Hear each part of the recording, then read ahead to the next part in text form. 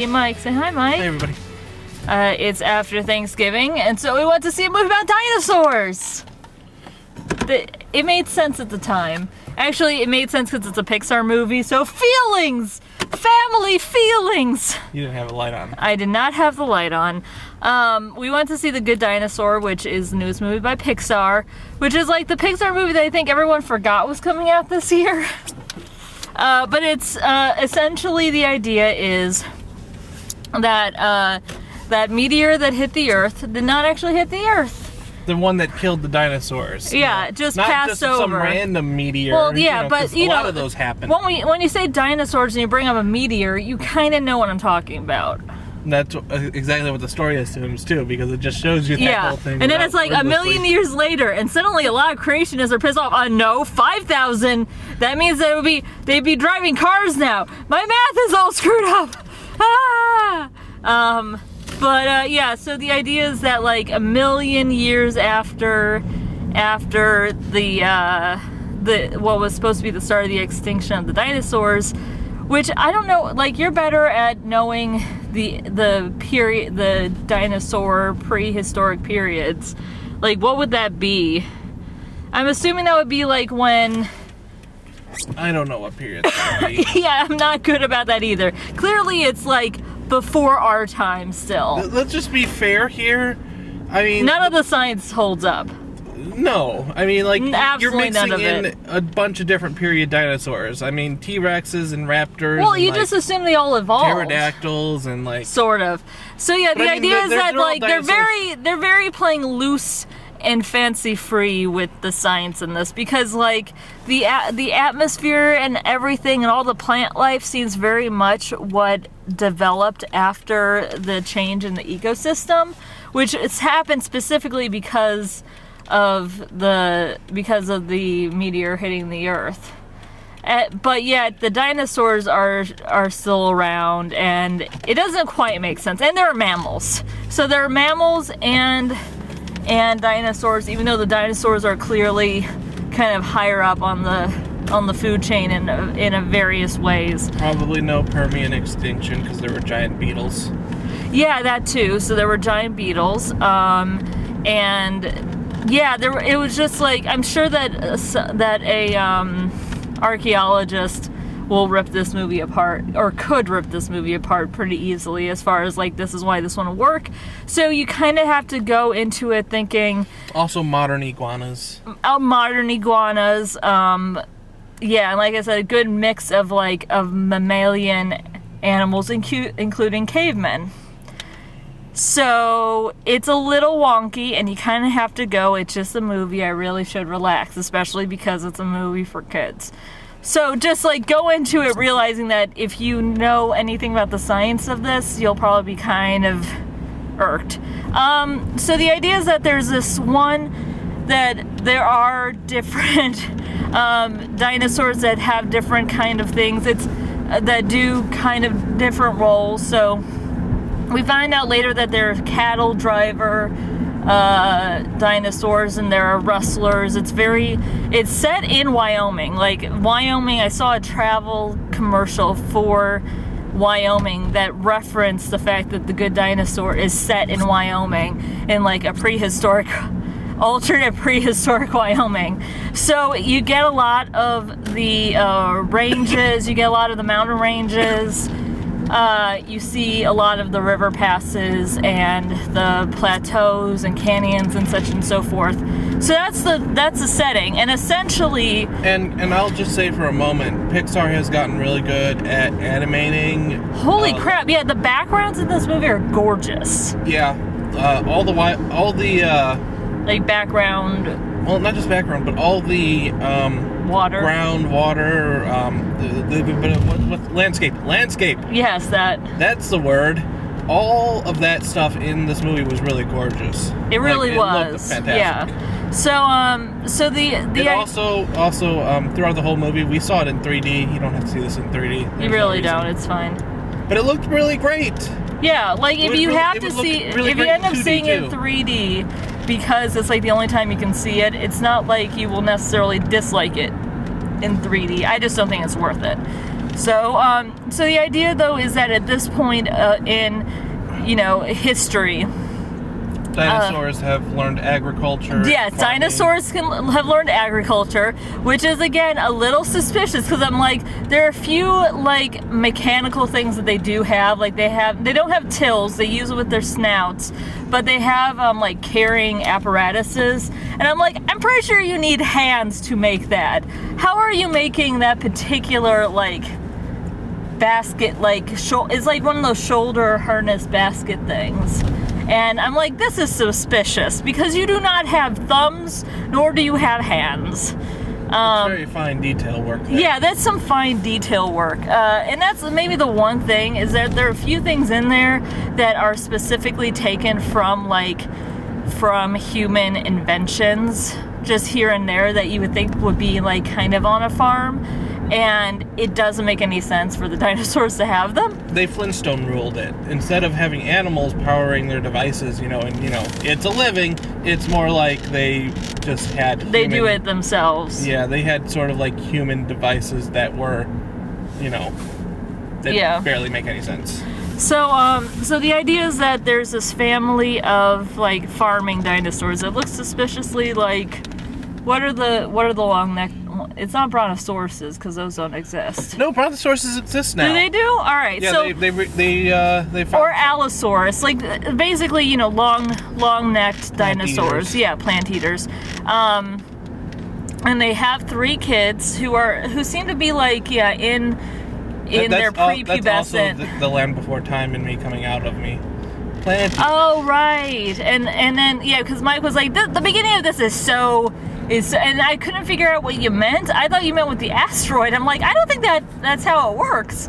But no, Mike totally meant, because you see the 3 kids come out of their shells, and the one, of course, our protagonist is the one with the knobbly knees, and he's tiny, and the other 2 are really good at other things, and he doesn't, and he's mostly just afraid of everything. But they grow up to be from their voices and from how big they are compared to their parents, it's clearly, like, supposed to be, like, prepubescent, maybe, like, into teenage, like, early teens, as far as character-wise. And Arlo isn't doing so great compared to his siblings, because his sibling, the whole idea is that, like, when someone does a really good job and pulls their weight and does something for the rest of the family, like, does something, like, really, really, selfless, and works really hard and succeeds, they get to put their, basically, mark on the silo. Yeah, their paw print, or their, like, footprint, whatever, in mud on the silo that their father had made, and then, the mud dries up and there's a mark, and Arlo is the only one of the 3 who hasn't been able to do it, because he's afraid of everything. To be fair, there are giant chickens in this.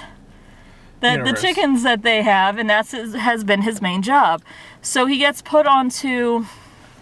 We'll keep this short, but he gets put onto this duty to take care of this, what they keep calling a critter, who's eating their crops in the silo. So he captures the critter, but unfortunately he sees this poor thing, which it turns out is basically a baby caveman. It's a tiny little human that walks on all 4s and is growling and stuff, and he can't bring himself to kill it.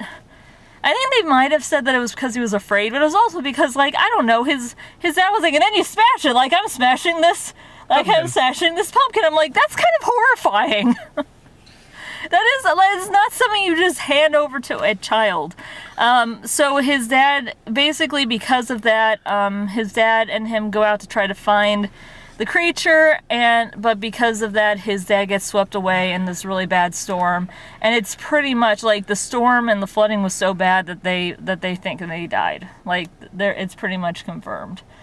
Well, to be fair, something happens later, and it's possible he survived. Probably not, though.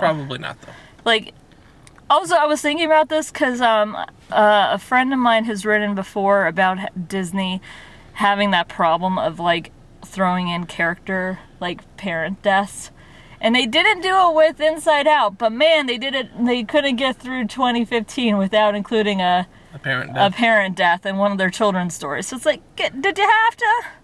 Did you have to? Is there any way to express mourning beyond like apparent death? Because and it's not like, again, it's not like it's something that Disney hasn't done enough of already. It's not like, oh well, we haven't helped, hadn't represented orphans enough. No, you have. Anyway, so he gets mad. So Arlo gets mad at the critter, who comes back and eats the crabs again.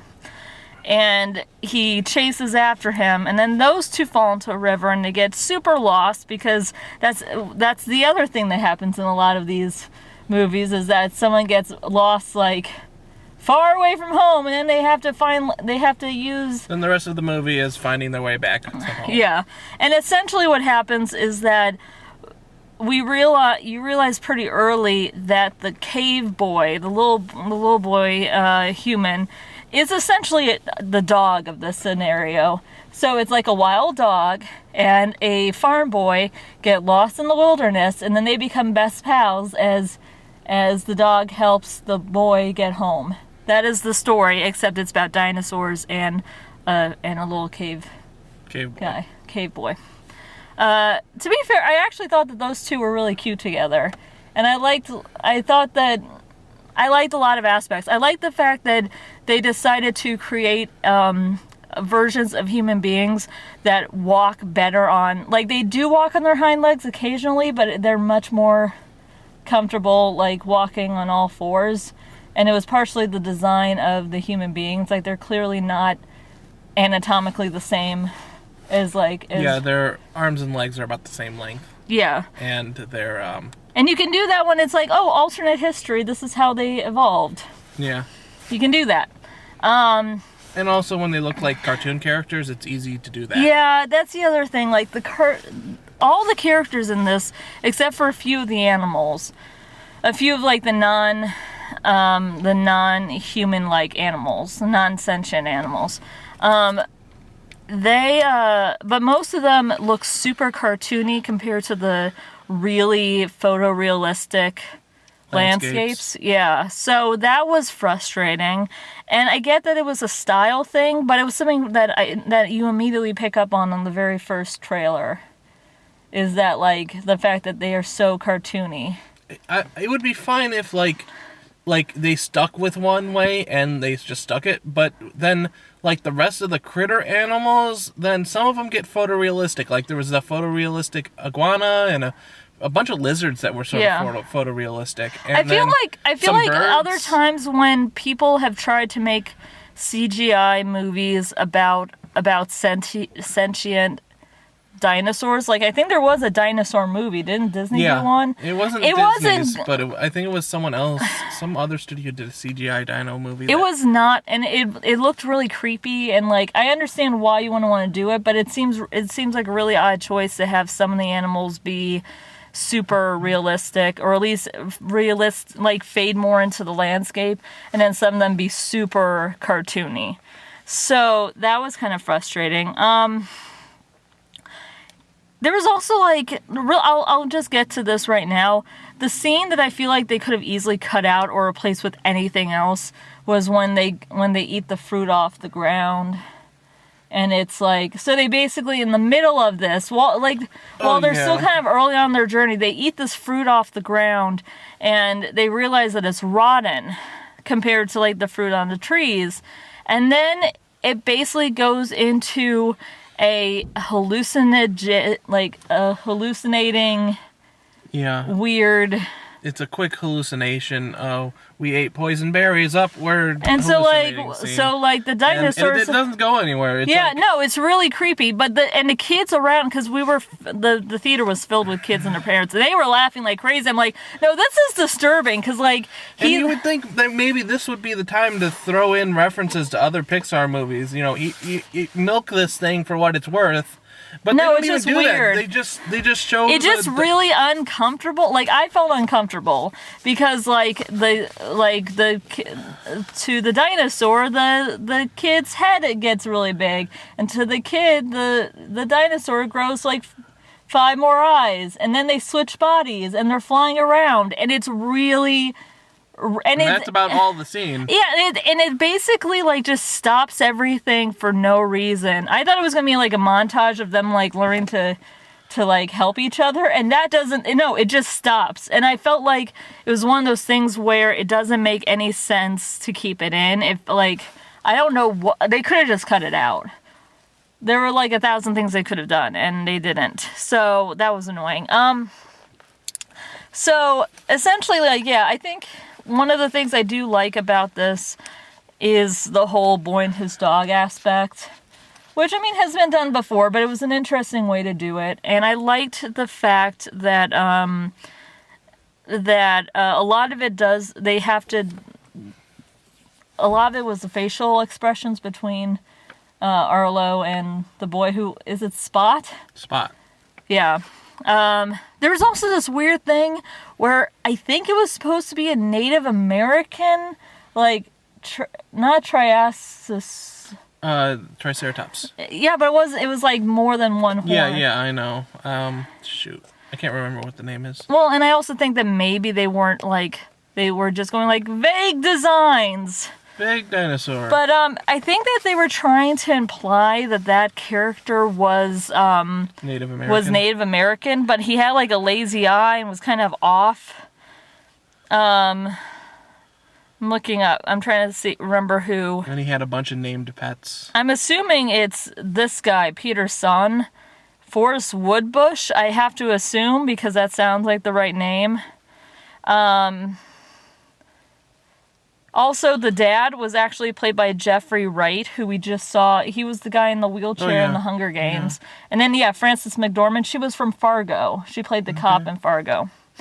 I'm trying to see. Steve Zahn. So anyway, but, basically, that was a really weird scene, and it was clearly just supposed to be setting up the fact that, like, oh, he will protect you, and you guys now have a bond. And it felt a little, and also naming him. So that was kind of weird. And then they meet these, after this really bad storm, they meet these pterodactyls who they play them up to be almost like nurses or like, what? Oh. EMTs. Yeah, something. EMTs or like help. Like, you think they're helping people after the storm? And then they're just going out to eat some of the little guys.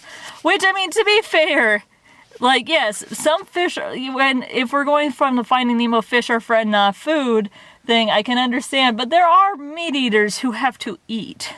But I think the whole idea is that, like, tricking people into thinking you're helping them and then eating them thing. But the funny thing is, speaking of Finding Nemo, they totally set those up, though, to be based for... Steve Zahn plays one of the guys, and he talks about the revelation he has and with the sky and everything, and it totally is played up like Crushed from Finding Nemo. You think, like, oh, they're peaceful people who want to, like, help us find our way, and then, nope, they're totally jerks, which I thought was kind of a nice twist. Yes. And then going forward, they end up meeting these T-Rexes, and then the other twist is that the T-Rexes are nice instead of being, jerks like T-Rexes. Well, they raise cattle basically, or like I guess like buffalo with like really big horns. They're very vague. Again, they call them longhorns. Well, the other thing too is that none of the animals in here are supposed to be particularly, like, even their basic designs are not supposed to be particularly accurate, because the whole idea is, like, what if slightly something changed? Yeah. So they're supposed to be a little bit different. So I'm like, okay, I can deal with that. But here's the thing, too. Like, their buffalo are sort of, like, realistically shaped, whereas everything else is cartoon shaped. So you constantly have this tug of, photorealism versus the cartoonish realism, and it just sort of doesn't blend very well. Yeah. I'm looking here. Sorry, I'm trying to look to see who the different actors for the T-Rexes are. And I know that, let's see. it looks like... Was Ramsey one of the, I think Ramsey was one of the T-Rexes, right? The lady T-Rex? Maybe. Because that's Anna Paquin. So Okay. Rogue from the X-Men and stuff. Okay. Sam Elliott was indeed Yeah, the I old called man. that. Well, yeah, because like either that or a really good Sam Elliott impersonator. Yeah, he played the like old cowboy. Yeah, so spoiler alert, Sam Raimi played the old cowboy character. Sam Raimi. God damn it. Elliott. Sam Elliott. I'm sorry. It's been a long week. Shut up. I hate you. You're so mean. You're the one who said it wrong. Did you want me to not let that slide and then people think, No. wow, that director's a really good actor. Sam Elliott, a.k.a. the guy who always plays the cowboy, played the old cowboy, who happened to be a T-Rex this time. Old cowboy T-Rex. Yeah. That was a good like I liked the turn of having the T-Rexes be basically helpful, friendly people. Yeah. And ranchers and cattle rustlers or whatever. That was a pretty good thing. And I think John Ratzenberger, because he was in this again. Who'd he play? This probably won't help me. He played Earl. Is it Doesn't one? help. I'm assuming it's one of the Raptors. It has to be, right? I would guess it's one of the raptors because they introduce a pack of bad raptors that go nowhere after they're seen. I gotta believe that it was just, that he was just, because there aren't really that many characters in this movie. It's a fairly small cast. Fairly small cast. But, John Ratzenberger, there were these feather, Feathered raptors. that stole all the cattle. I don't know where we should, alright, so with this, should we even do spoilers? Let's just cut spoilers here. Okay, so now spoilers. Da-da-da! Wait. What? We didn't talk. Good, bad, go see it. Okay, fine. Movie. If you can't tell, okay, so it's not that we weren't interested.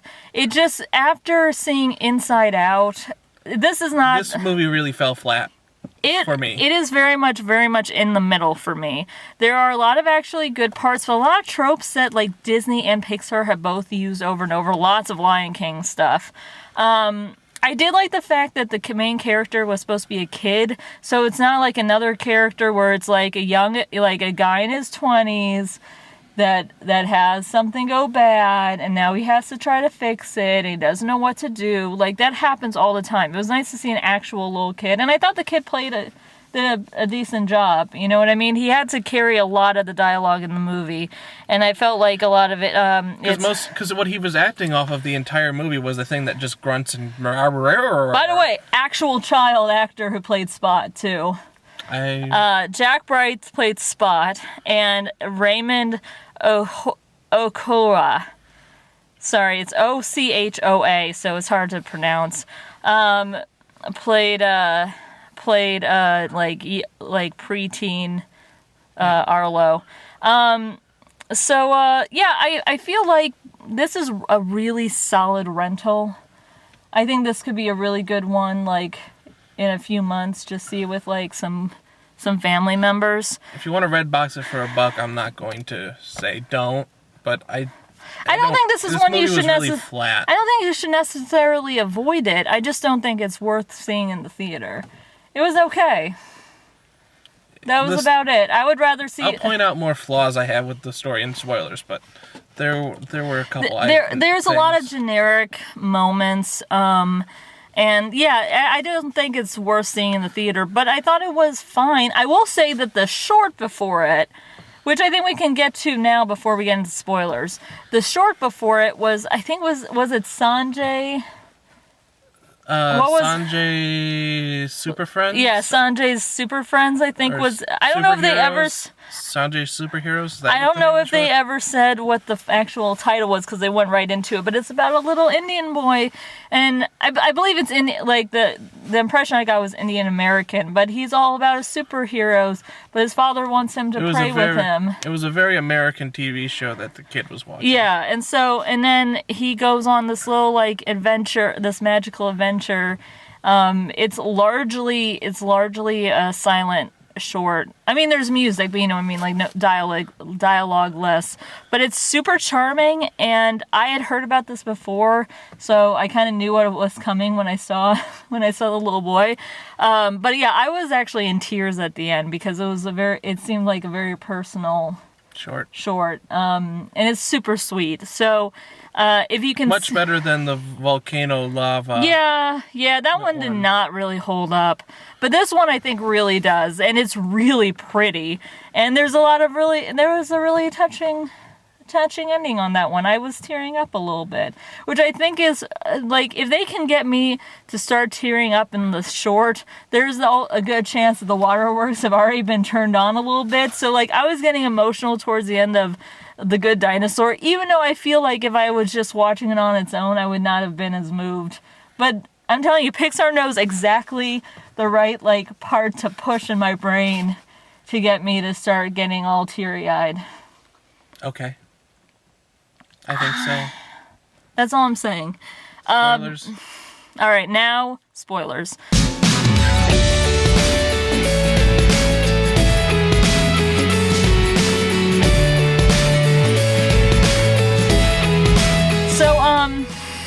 The ending was flat. The ending was really flat, and they didn't even resolve the plotline of the family farm not having enough food for the winter. Yeah, apparently that was fine. I mean, I guess the idea is that he's there so he can help out now, but they made the field's gone. The field's already like harvested, and they were digging crap out of the bottom of that field looking for more food, and he gets there, all of a sudden everybody's happy. Yeah, story's over. Yeah, that seemed really weird. They were like desperately looking for food. Like the stakes were both high, but then like you didn't know if he'd actually be able to resolve it, and then he didn't really. And also the fact that like what really should have happened. And then he gets his mark on the thing, and it's like, what did you do? Yeah, like okay. You came home. Wow. Well, now granted, like he did save the little, but his family is clearly supportive of him. So like, did they just hear him tell his story about how he saved this little, which is fine. That's remarkable. But now you're all gonna die over the winter. Yeah, It's a really weird. Like they could have done something where he immediately goes to work and maybe even like gets chickens in line. No. Here it is.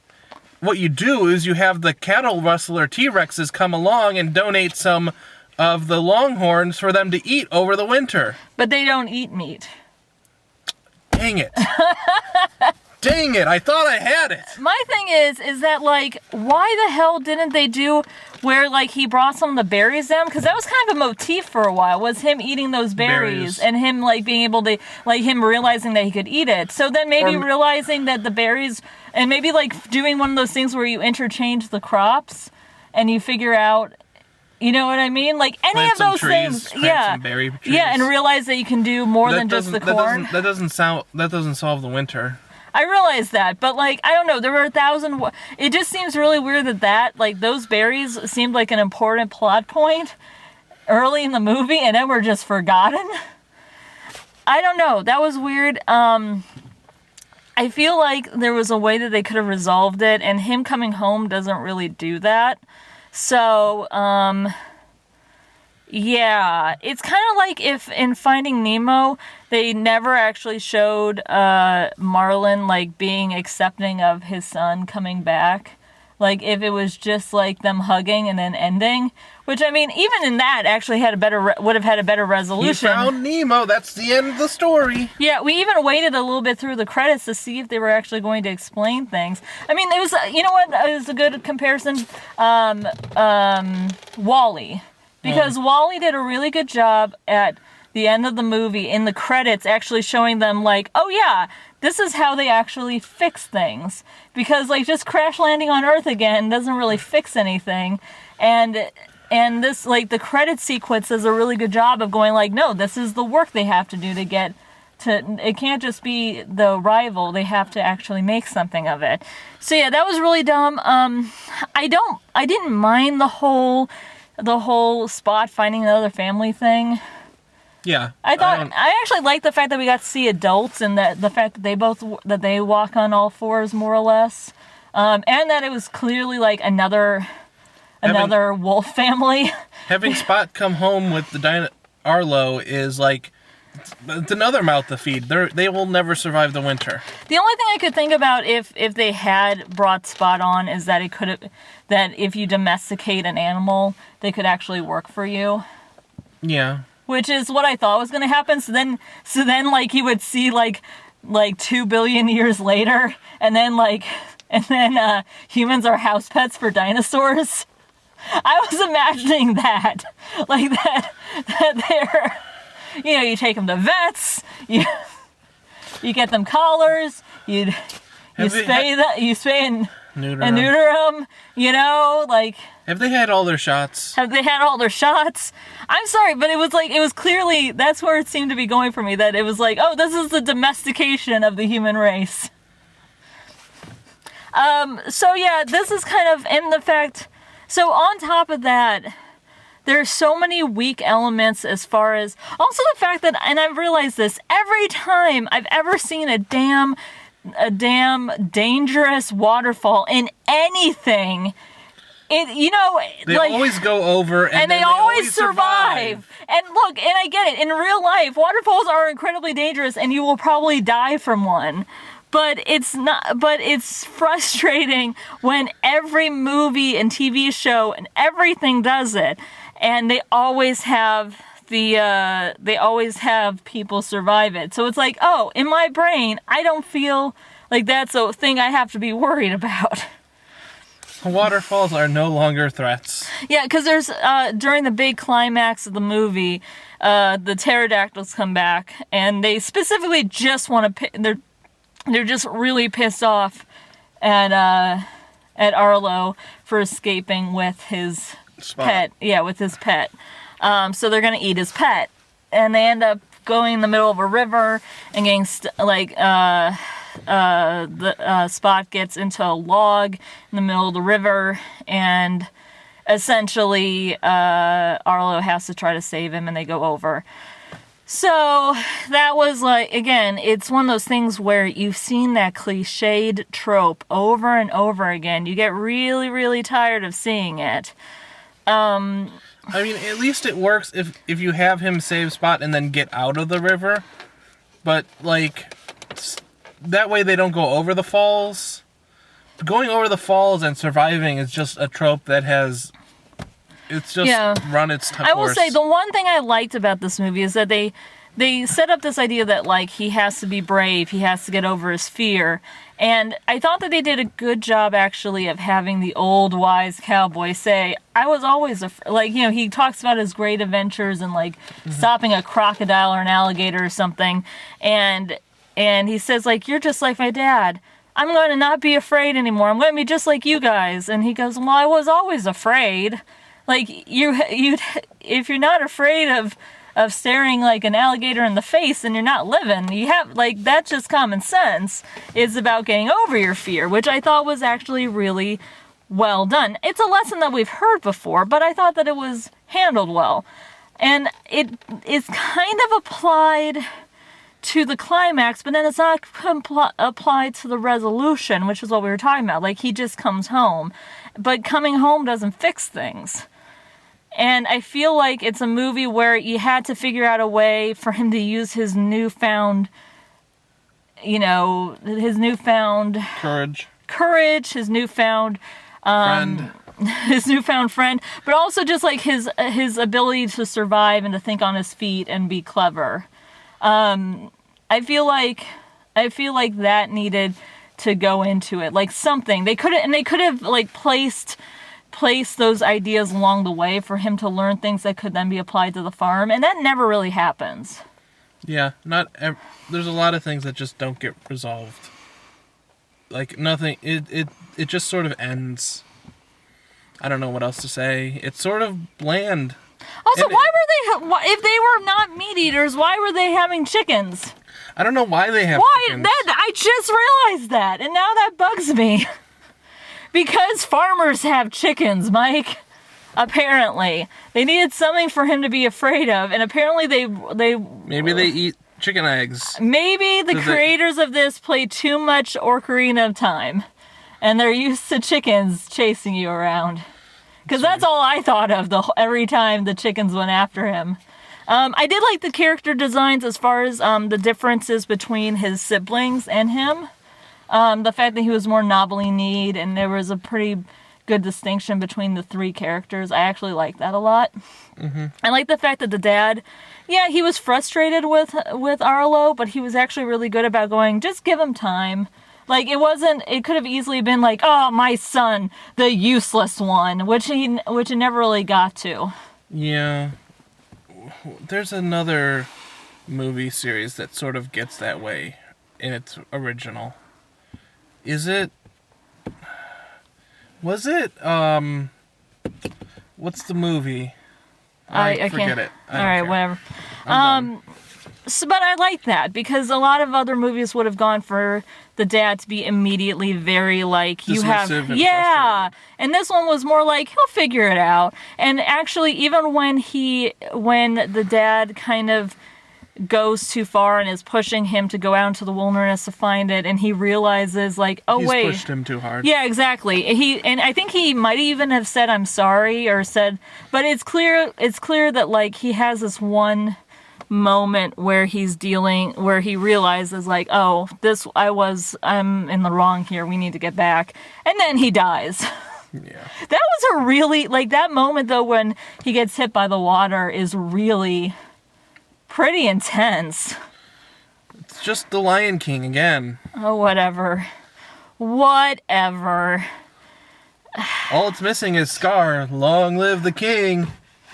I mean, I think the one thing that's more effective than that is the fact that there isn't a bad guy that killed his dad. It was the elements. It was that this area of what is now the United States is incredibly dangerous when you're out there. You know what I mean?